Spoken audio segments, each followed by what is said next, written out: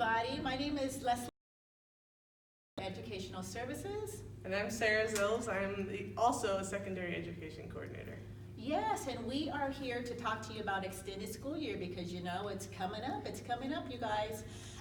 So extended school year, just to give you some letter of the law, what it is that extended school year services shall be provided for each individual with exceptional needs who has unique needs and requires the special ed or related services in excess of their regular academic school year. So what we're looking at, folks, is we're looking at what causes like a cause and effect of the regression versus the recoupment. So we are looking at what that would look like for the student when they have a break in their regular school year for extended school year. So Sarah, why don't you tell us about who is actually eligible for extended school year? Who is eligible for ESY? Any special education student can be found eligible who has an IEP. This can include speech-only students, RSP students, special day, full inclusion, you name it. As long as there's an IEP that indicates ESY is necessary, that makes that student eligible. Yeah. So how is extended school year determined, folks? It's determined by data. Data. I can't say that enough. So what we want to do is collect that data, and you can collect that data at the end of the school year. You can collect it at the beginning of the subsequent year. You can collect that data before or after a Thanksgiving break or a Christmas break, any kind of break that we have within the school year of 5 days or more. That's the data that you want to collect in order to make the determination of whether or not we're seeing any regression or recoupment with any of our kiddos.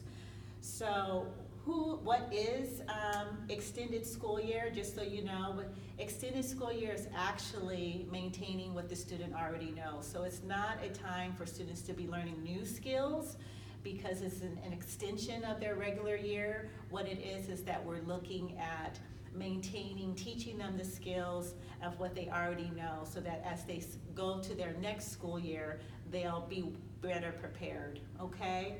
So let's just remember that.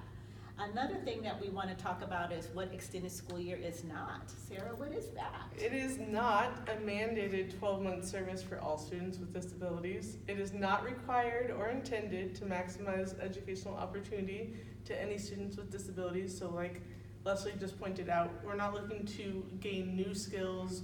This is not credit recovery, that sort of thing. It is not necessary to continue instruction on all the previous year's IEP goals during the ESY period. It is not compulsory, so participation is discretionary to parents who choose to refuse ESY, and it is not subject to the same least restrictive environment considerations as during the regular school year, such as if a student has been mainstreamed into gen ed classes during the regular school year, it is very likely that mainstreaming will not occur in ESY. So just to keep in mind, ESY this year will be held at Crystal Middle School and Fairfield High School from June 17th to July 15th with a holiday for 4th of July on July 3rd. Okay, and to just piggyback on that, you're going to have 2 links attached to your newsletter this January edition. One has to do with the parent registration form for any of your kiddos that are found eligible.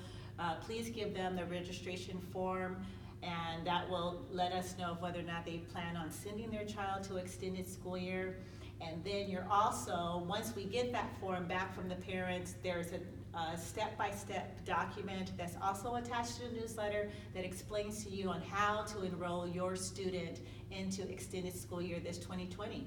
Okay, so folks, that's what we have. We talked to you about extended school year and how students are eligible and what it is and what to do once your students are found eligible, what that process is. And we hope that this tutorial, you find it very helpful for you. And that's it, folks. Stay tuned. Stay tuned.